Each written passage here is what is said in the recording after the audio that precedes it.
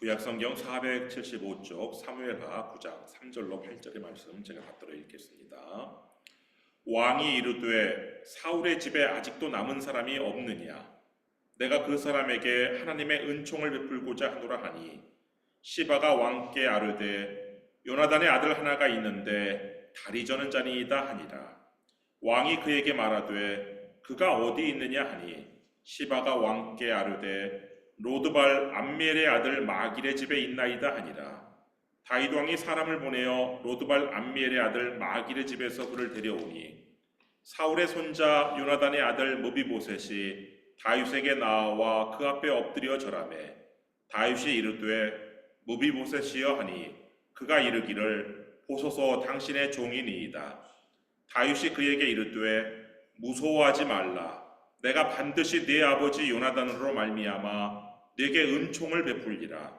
내가 네 할아버지 사울의 모든 밭을 다 네게 도로 주겠고 또 너는 항상 내 상에서 떡을 먹을지니라 하니 그가 절하여 이르되 이 종이 무엇이기에 왕께서 죽은 개 같은 나를 돌아보시나이까 하니라. 특정 집단에서 어떤 말이나 행동을 금하거나 꺼리는 것을 터부라고 합니다. 터부는 금기라고 번역되기도 하지만 엄연히 국어 사전에 등재된 단어입니다.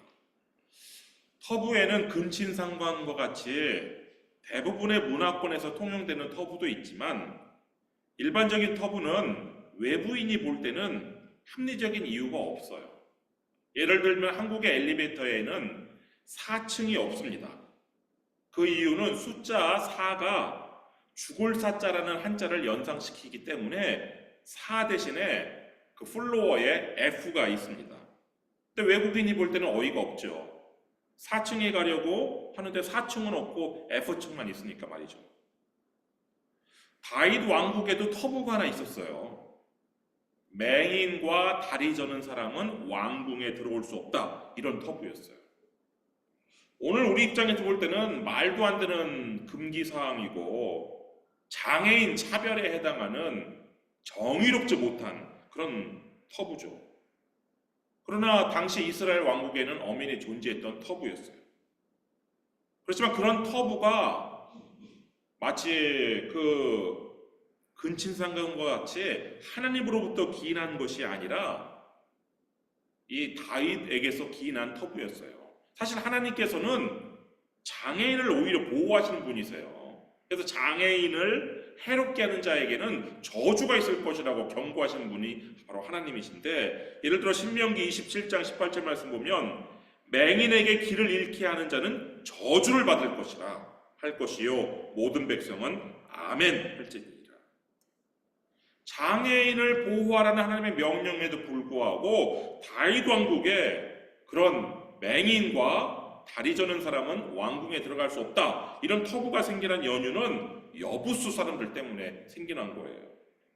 다윗이 여부수성은 여러 이름으로 불렸죠. 시온산성, 줄여서 시온성, 그리고 예루살렘성. 나중에 다윗이 정복한다면 다윗성. 그러니까 이 여부수성, 시온산성, 시온성, 예루살렘성, 다윗성, 이게 다 같은 하나의 성을 두고 하는 말이에요. 다윗이 그 여부수성을 공격할 때 여부수 사람들이 다윗을 이렇게 조롱했어요. 거기 사무엘하 5장 6절 말씀 보면은 왕과 그의 부하들이 예루살렘으로 가서 그 땅 주민 여부수 사람을 치려하매 그 사람들이 다윗에게 이르되 내가 결코 이리로 들어오지 못하리라. 맹인과 다리 저는 자라도 너를 물리치리라 하니 그들 생각에는 다윗이 이리로 들어오지 못하리라 함이라. 사람마다 견디기 힘든 것들이 조금씩 다른데 다윗은 조롱과 모욕을 견디지 못했어요. 물론 큰 일을 위해서 조롱과 모욕을 잘 참는 사람도 있어요. 근데 다윗은 조롱과 모욕을 좀 참기 힘들어하는 그런 사람이었어요. 예를 들어 다윗이 무죄한 피를 흘릴 뻔한 그 사건도 그 나발의 조롱과 모욕 때문에 그랬어요. 한 번은 다윗이 나발에게 도움을 청한 적이 있죠. 근데 나발이 다윗의 요청을 거절하면서 다윗을 조롱하고 모욕을 줬어요. 사무엘상 25장 10절 11절에 나오는데 나발이 다윗의 사환들에게 대답하여 이르되 다윗은 누구며 이새의 아들은 누구냐? 요즘에 각기 주인에게서 억지로 떠나는 종이 많도다. 내가 어찌 내 떡과 물과 내 양털 깎는 자를 위하여 잡은 고기를 가져다가 어디서 왔는지도 알지 못하는 자들에게 주겠느냐 한지라.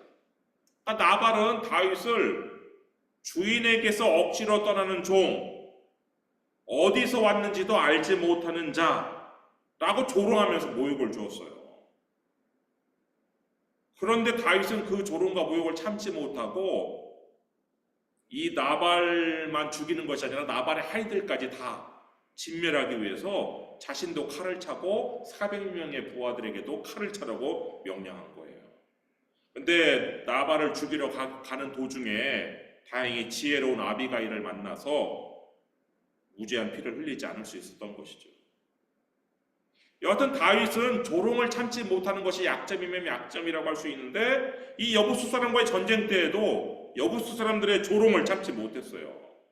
그래서 부하들에게 이렇게 명령해요. 사무엘하 5장 8절 말씀 보면 그날에 다윗이 이르기를 누구든지 여부수 사람을 치거든 물 깊는 데로 올라가서 다윗의 마음에 미워하는 다리 저는 사람과 맹인을 치라 하였으므로 속담이 되어 이르기를 맹인과 다리 저는 사람은 집에 들어오지 못하리라 하더라. 다윗은 자신을 조롱한 여부수 사람들과 여부수 사람들이 언급한 맹인과 다리 저는 사람을 동일시해서 맹인과 다리 저는 사람을 미워하면서 부하들에게 그들을 치라고 명령한 거예요. 그래서 다윗성 안에는 맹인과 다리 저는 사람이 한 사람도 남지 않았어요. 그리고 맹인과 다리 저는 사람은 다윗의 집인 왕궁에 들어오지 못한다는 터부가 다윗 왕궁에 생겨난 거예요. 근데 오늘 본문에서 다윗은 그 터부를 스스로 깨요. 6절 말씀 보시면 오늘 본문 6절 사울의 손자 요나단의 아들 무비보셋이 다윗에게 나아와 그 앞에 엎드려 절하매 다윗이 이르되 무비보셋이여 하니 그가 이르기를 보소서 당신의 종이니이다. 무비보셋은요 한 다리를 저는 것도 아니고 두 다리를 모두 다 저는 사람이에요. 근데 이 사람이 왕궁에 들어온 거예요. 심지어 나중에 무비보셋은 예루살렘에 살면서 항상 다윗 왕과 한 식탁에서 먹었어요.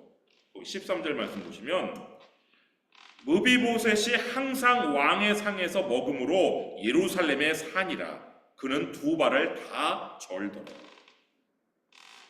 여러분 어떻게 된 것일까요? 어떻게 이렇게 다윗이 만든 금기가 깨지고 이렇게 절름발이가 왕궁에 출입을 하면서 다윗과 함께 이렇게 날마다 항상 먹을 수 있었을까요?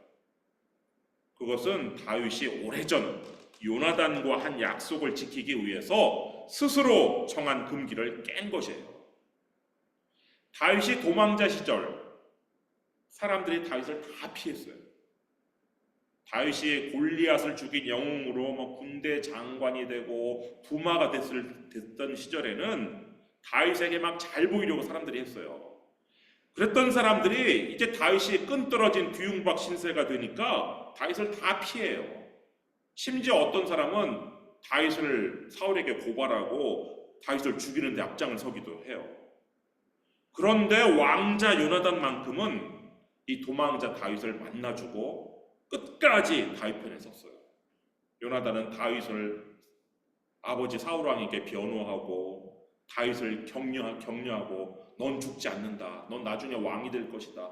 다윗을 격려하고 다윗의 부탁을 소원을 들어주었어요. 그때 요나단도 다윗에게 이렇게 부탁을 했어요. 사무엘상 20장 14절 15절 말씀 보면은 너는 내가 사는 날 동안에 여호와의 인자하심을 내게 베풀어서 나를 죽지 않게 할 뿐 아니라 여호와께서 너 다윗의 대적들을 지면에서 다 끊어버리신 때에도 너는 내 인자함을 내 집에서 영원히 끊어버리지 말라 하고. 지금 상황은 요나단은 왕자고 다음 왕이 될 왕자고 다윗은 도망자예요. 근데 요나단이 도망자 다윗에게 이런 부탁을 하는 거예요. 왜 이런 부탁을 했어요? 요나단은 지금은 도망자지만 다윗이 언젠가는 왕이 될 것을 알았어요. 그래서 자신과 자신의 아들에게 인자를 베풀어 달라고 부탁한 것인데, 이때 사용한 이 인자라는 단어가 히브리어 헤세드예요. 헤세드라는 히브리어는 유명한 히브리어죠. 이거는 구약에서 사용한 사랑이라는 단어인데, 이 사랑이라는 헤세드가 우리말 성경에서는 여러 가지로 번역이 되었어요. 예를 들어 사무엘상 20장에서는 인자 이렇게 번역이 되었지만, 오늘 본문에서는 은총 이렇게 번역이 되었어요. 3절 말씀 한번 보시면, 왕이 이르되 사울의 집에 아직도 남은 사람이 없느냐, 내가 그 사람에게 하나님의 은총을 베풀고자 하노라 하니, 이때 은총, 이게 바로 헤세드예요.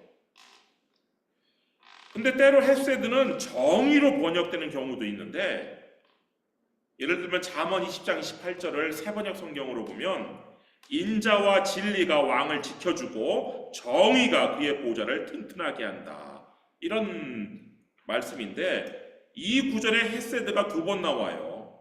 근데 앞에 헤세드는 인자로 번역을 했고, 두 번째 헤세드는 정의라고 번역을 했어요. 이거는 정의와 이 사랑이 별개가 아니라, 정의는 다수에 대한 사랑이기 때문에 이렇게 번역이 된 거예요. 여하튼 요나단은 다윗에게 네가 지금은 도망자 신세지만 언젠가 왕이 될 것인데, 그때 왕이 된 다음에 내 아들에게 헤세드를 베풀어 달라고 부탁을 했고, 다윗은 요나단에게 그렇게 하겠다라고 하나님의 이름으로 맹세를 했어요. 사무엘상 20장 42절 말씀 보면, 요나단이 다윗에게 이르되 평안히 가라, 우리 두 사람이 여호와의 이름으로 맹세하여 이르기를 여호와께서 영원히 나와 너 사이에 계시고 내 자손과 네 자손 사이에 계시리라 하였느니라 하니, 다윗은 일어나 떠나고 요나단은 성읍으로 들어가니라. 이렇게 하나님의 이름으로 맹세를 하고 정말 요나단의 말대로 다윗은 왕이 됐어요. 그렇지만 왕이 된 다윗은 그동안 정복전쟁에 사방으로 정복전쟁을 하느라고 사실 이 요나단의 약속을 지킬 경황이 없었어요. 그러다가 이제 정복전쟁이 마무리 지어지고 이제 한숨 돌릴 수 있게 되자 다윗은 이제 요나단의 약속을 지키기로 결심하고 이제 신하들에게 물어보는 거예요. 사무엘하 9장 1절 말씀 보면은, 다윗이 이르되 사울의 집에 아직도 남은 사람이 있느냐, 내가 요나단으로 말미암아 그 사람에게 은총을 베풀리라. 사울의 아들들은 다 죽은 것을 다윗이 알아요. 그래서 사울의 혹시 손자 중에 요나단의 그 아들이 혹시 있는지, 지금 이렇게 사울 왕가에 살아남은 사람이 있는지 지금 이렇게 신하들에게 물어봤어요. 사실 요나단에게는 아들이 한 명 있었죠. 무비보셋이라는.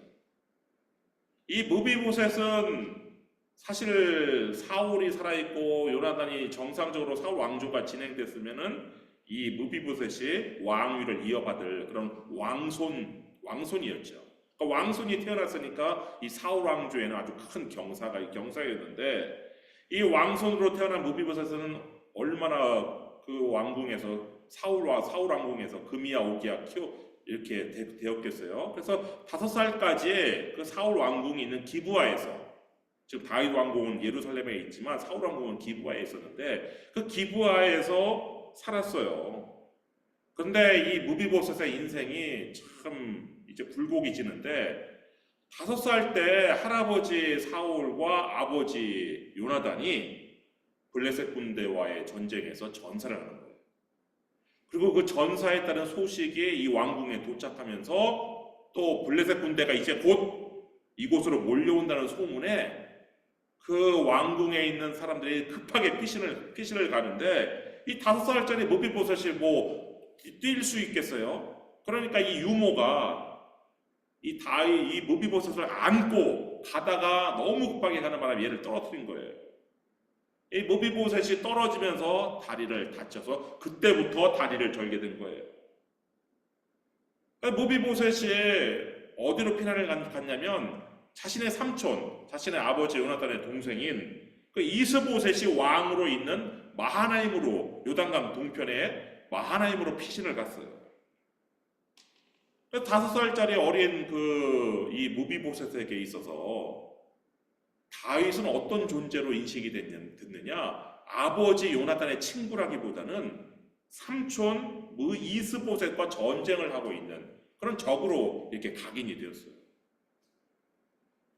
그렇게 2년 동안 삼촌의 보호 속에 살고 있었는데 7살 때 이 삼촌이자 보호자인 이스보셋이 암살을 당하죠.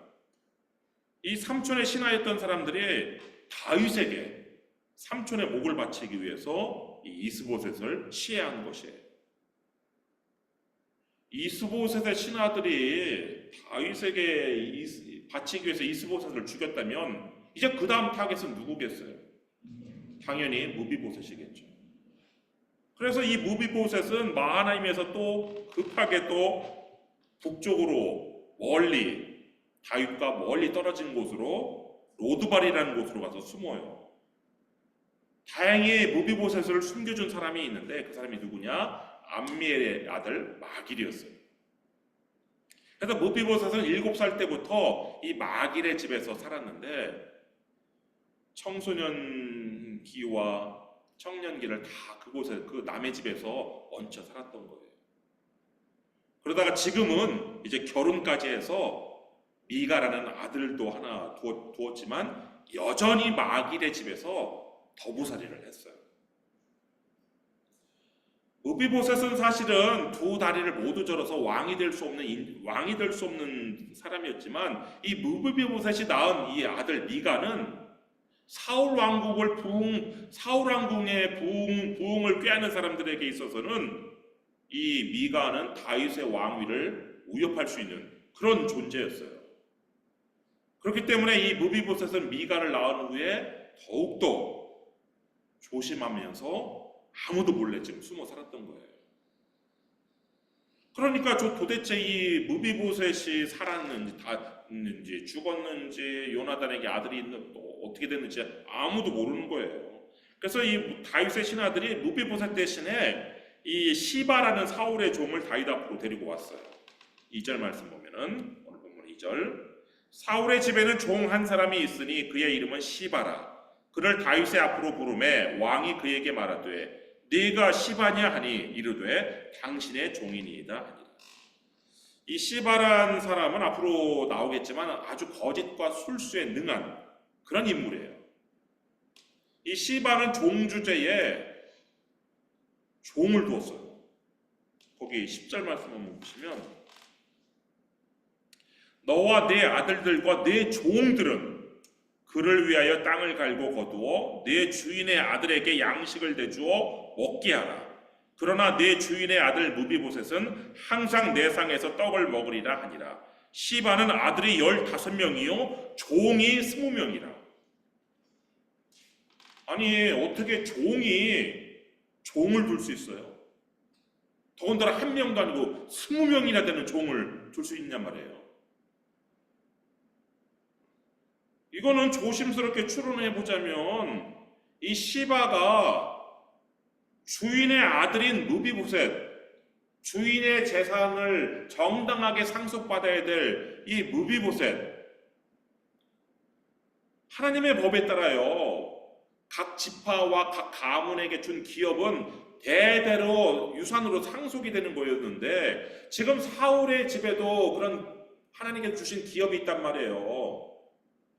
사울의 아들들이 다 죽었기 때문에 이 사울의 이 토지, 이 기업이 누구에게 넘어가야 되냐면 이 바로 무비보셋에게 손자에게 넘어가야 되는데 지금 이 시바란 이 교활한 이 인물이 주인의 아들인 무비보셋이 지금 저 로드발 암미엘의 아들 마길의 집에 살고 있다는 걸 알면서도 그 사실을 감추고 이 무비보셋이 상속받아야 될 주인의 재산을 가로챈 것은 아닌지 그런 합리적 의심이 들어요.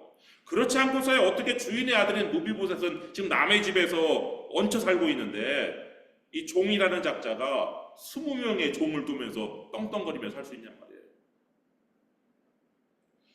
여하튼 다윗 앞에 불려온 이 시바에게 다윗이 하문을 해요. 3절 말씀 보면 왕이 이르되 사울의 집에 아직도 남은 사람이 없느냐? 내가 그 사람에게 하나님의 은총을 베풀고자 하노라. 이렇게 물으니까 시바가 왕께 아뢰되 요나단의 아들 하나가 있는데 다리 저는 자니이다 하니라. 이 시바가 요나단의 아들 한 명이 있습니다 라고만 해도 되는데 거기다가 다리 저는 자라는 말을 덧붙였어요. 여러분, 왜 이 시바가 요나단의 아들이 다리 저는 사실을 이렇게 강조를 했을까요? 그거는 지금 이 시바가 다윗 왕궁의 이 터부를 알고 있었기 때문에 그런 거예요. 다윗이 다리 저는 자를 미워한다는 것도 알고 있었고 다리 저는 자는 왕궁에 출입할 수 없다는 것도 알고 있었기 때문에 그 터부를 이용하기 위해서 이런 말을 덧붙였어요. 여러분, 시바가 지금 사울의 재산을 가로챈 것이 맞다면 시바에게 있어서 사울의 손자 무비보셋은 나타나면 안 되는 인물, 사람이에요. 그래가지고 지금 왕에게 이렇게 은총을 베풀겠다 하는 왕에게 지금 다리 저는 사람입니다 라고 지금 강조를 해서 지금 얘기한 거예요. 다윗은 무비보셋이 요나단의 아들이 절름발이라는 사실을 개의치 않고 무비보셋의 소재를 물어봐요. 4절 말씀 보면 왕이 그에게 말하되 그가 어디 있느냐 하니 시바가 왕께 아뢰되 로드발 암미엘의 아들 마길의 집에 있나이다 하니라. 왕이 다리 저는 자라서 은총을 베풀겠다는 것을 철회할 줄 알았는데 그렇지 않고 소재를 물어보니까 시바는 어쩔 수 없이 이 무비보셋이 있는 곳을 이야기를 해줘요. 그러자 다윗은 로드발로 사람을 보내서 이 무비보셋을 데려와요. 5절 말씀 보면 다윗 왕이 사람을 보내어 로드발 암미엘의 아들 마길의 집에서 그를 데려오니. 여러분, 무비보셋 입장에서 지금까지 숨어 살았어요. 어릴 때 7살부터 지금까지 숨어 살았는데 갑자기 다윗의 사람들이 군사들이 와가지고 자신을 찾아내가지고 예루살렘으로 데리고 간다면 어떤 마음이 들겠어요? 내가 지금 예루살렘에 가면 내가 죽겠구나. 다윗이 나를 죽이겠구나. 내 아들만큼은 살려야 될 텐데. 이런 여러 가지 막 복잡한 두려움과 걱정, 근심, 공포 이런 속에서 아마 갔을 거예요. 그리고 이 무비보셋이 두 다리를 절기 때문에 아마 그 로드발 암미엘의 집에서 이 예루살렘까지 오는 시간이 오래 걸렸을 건데 그 사이에 아마 예루살렘 성 안에는 이런 소문이 돌았을 거예요. 사울의 손자 절름발이 무비보셋이 예루살렘에 온다.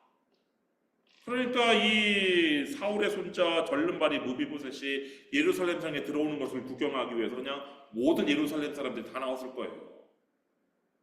아마 그 중에는 시바도 아마 있었을지 몰라요. 시바 역시 저 무비보셋이 어떻게 될까? 헐찍이서 지켜봤을 거예요. 근데 다윗이 터부를 깨고 절름발이 무비보셋을 왕궁에 들어오도록 하는 거예요. 왕궁에 들어간 무비보셋은 다윗에게 엎드려 절을 했어요. 6절 말씀 보면 사울의 손자 요나단의 아들 무비보셋이 다윗에게 나와 그 앞에 엎드려 절하매 다윗이 이르되 무비보셋이여 하니 그가 이르기를 보소서 당신의 종이니이다. 여러분, 임산부나 다리에 깁스를 한 사람이나 하반신 장애가 있는 이런 장애인들은요 절을 하는 것이 매우 힘들어요. 그런데 지금 한 다리가 아니라 두 다리를 모두 저는 이 무비보셋이 왕 앞에서 엎드려 절을 했다는 것은 이 무비보셋이 다윗을 얼마나 지금 두려워했는지 알 수 있는 거예요. 그래서 다윗이 무비보셋에게 무서워하지 말라라고 이야기하는 거예요. 거기에 7절 말씀 보면 다윗이 그에게 이르되 무서워하지 말라. 내가 반드시 네 아버지 요나단으로 말미암아 네게 은총을 베풀리라. 내가 네 할아버지 사울의 모든 밭을 다 내게 도로 주겠고 또 너는 항상 내 상에서 떡을 먹을지니라. 다윗은요 이 무비보셋은 아버지 얼굴도 지금 기억이 안 나요. 5살 때 돌아가신 아버지가 누군지도 사실은 잘 기억이 안 나는데 그 무비보셋에게 내 아버지의 요나단을 생각해서 내가 네게 헤세드를 베풀겠다. 지금 이렇게 얘기하는 거예요. 근데 다윗이 베풀 헤세드의 첫 번째가 뭐냐? 그게 바로 정의예요. 지금 주인의 아들은 남의 집에서 지금 더부살이를 하고 있고 주인의 종을 20명이나 거느리면서 떵떵거리며 사는 이 잘못된 것을 다윗이 먼저 바로 잡은 거예요. 그래서 이 시바가 취한 사울의 모든 토지를 합당한 상속자인 무비보셋에게 돌려준 거예요. 그 다음에 두 번째 헤세드는 은혜죠. 이 왕자가 아닌 이 무비보셋을 왕자처럼 대우한 거예요. 요나단도 그렇게 대우했죠, 다윗을. 요나단이 왕자의 의복을 다윗에게 벗어줘서 다윗을 왕자로 대우한 것처럼 이 무비보셋은 다른 왕자들처럼 왕과 함께 식탁에 앉아서 식사하는 그런 대우를, 정말 그런 은혜를 베푸는 거예요. 이런 다윗의 헤세드에 무비보셋이 감격을 해요. 자기가 죽을까, 자기 아들이 죽임을 당할까, 어린 아들이 죽임을 당할까, 그런 마음으로 왔는데 다윗의 입에서 이런 은혜가 감당할 수 없는 은혜가 쏟아지니까 감격을 해서요, 그 불편한 몸으로 한 번 더 절을 해요. 8절 말씀 보면 그가 절하여 이르되 이 종이 무엇이기에 왕께서 죽은 개 같은 나를 돌아보시나이까 하니라. 첫 번째 절이 무서움으로 두려움으로 한 절이었다면 이 두 번째 절은 감사함으로 감격함으로 한 절인데, 무비보셋은 죽은 개는 정말 당시 아주 하찮은 정말 멸시받는 그런 동물이었는데 그나마 그것도 죽었어요. 아무것도 정말 할 수 없는 아무것도 아닌 죽은 개 같은 자신에게 이런 감당할 수 없는 은혜를 베풀다니 하면서 하나님 다윗에게 감사를 표한 거예요.